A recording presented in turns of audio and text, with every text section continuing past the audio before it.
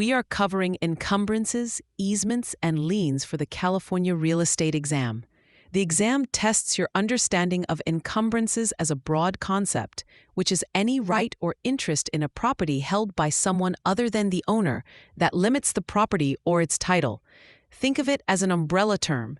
The two major categories you must know are money encumbrances, which are liens, and non-money or physical encumbrances, like easements, encroachments, and deed restrictions.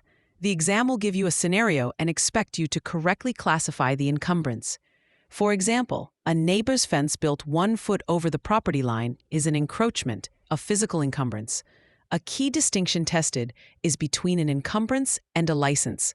A license is merely personal, revocable permission to use land, like allowing a friend to park in your driveway. It is not an encumbrance because it doesn't run with the land and can be revoked. Now, let's focus on liens, which are charges against a property as security for a debt. You must differentiate between voluntary and involuntary liens.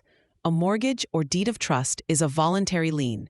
An involuntary lien is imposed without the owner's consent, such as property tax liens or a mechanic's lien filed by an unpaid contractor. The exam also distinguishes between general and specific liens. A specific lien, like a mortgage, attaches to one specific property. A general lien, like a judgment lien, attaches to all property owned by the debtor. Lien priority is a heavily tested topic in California. The general rule is first in time, first in right, meaning priority is set by the recording date. However, the exam will try to trick you with the exceptions. Property tax and special assessment liens always have top priority, regardless of when they were recorded. Another critical exception is the California mechanic's lien. Its priority relates back to the date work first commenced on the property, not the date the lien was recorded. An exam question might describe a lender recording a trust deed after construction has already started. In this case, the mechanic's lien would have priority, which is a common trap for test takers. Next are easements, the right to use another's land for a specific purpose. You must know the difference between an easement appurtenant and an easement in gross. An easement appurtenant involves two properties, the dominant tenement that benefits and the servient tenement that is burdened. This easement runs with the land and transfers automatically upon sale. An exam question might ask you to identify the dominant estate in a shared driveway scenario.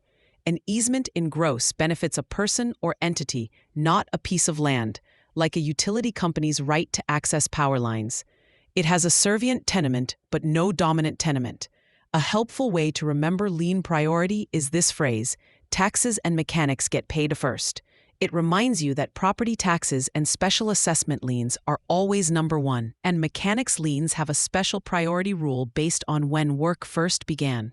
For free practice questions, AI-powered explanations, and more exam prep tools, visit openexamprep.com. That's openexamprep, all one word, .com.